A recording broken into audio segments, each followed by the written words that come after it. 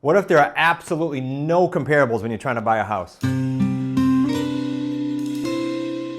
Hey, Chris Prefontaine here for another Thursday Q&A. And the question that came in, and I think this one also came in as usual on our Slack platform with the associates, and it was, what if I can't find, put my fingers on, good comparables, and I'm trying to buy a house, I'm trying to negotiate and talk with the seller. A few things in no particular order here, guys.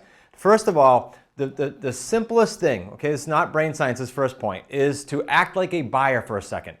Act like a buyer meaning what? You're not looking at solds yet. You're just going on, whether you can find them or not, you're just going on as a buyer and saying, if I was going to look at this house at, say, price range 500 that the seller wants, let's go look at all the 450 to 5 1/4, and let's compare that house to all the things I'm looking at, just like a buyer would. And if you're a buyer and you say, wow, that one seems way out of whack for the square feet or the condition, you can pretty much fit that into that window higher or lower. That's just your opinion, of course, but you can educate yourself by doing that. Okay, number two, when the market's sliding down, are sold comparables good to look at anyway? No, they're not. Because if the market was up and you have some cool sold comparables, which the appraisals will look at, now you're starting to slide down, you want to look at active comparables, things that are on the market. Now, is an appraiser going to use actives? No, but you need to educate yourself on actives because the market's sliding and those are going to be adjusting downward.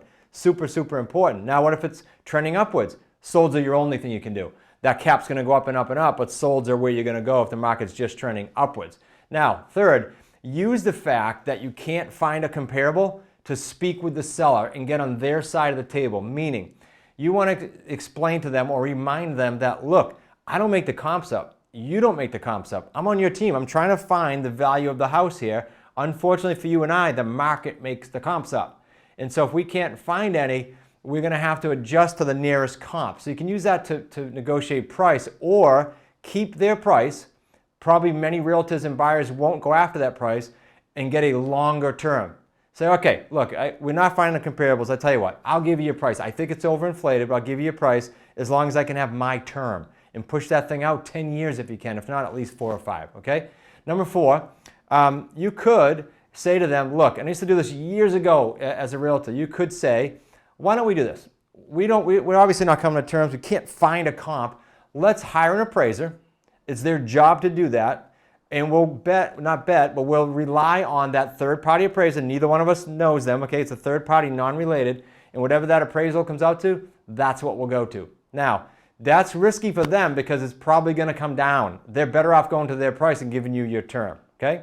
Now, last but not least, if all else fails, if there's no comps, what a great AO deal this is. A sign out, great AO deal. If you don't know what that is, by the way, you need to get your butts through the QLS video program. There's a whole module 5 on what an AO is.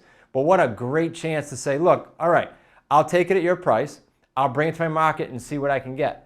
Another topic for another video, but there's no risk for you and no risk for them to take that as an AO. All right, guys, I hope that was helpful. That was a lot of information on just that one question, what if there's no comps? If you have expanded questions on just that message and that answer, please go ahead and list it here on this video so we can go ahead and get to it either by answering it through email when we get notified or coming back on with another video if it's more detailed. And be sure to subscribe. You've got the Deal Structure Sundays, Motivational Mondays, and Q&A Thursdays, and you don't want to miss them. It's just a plethora of free information.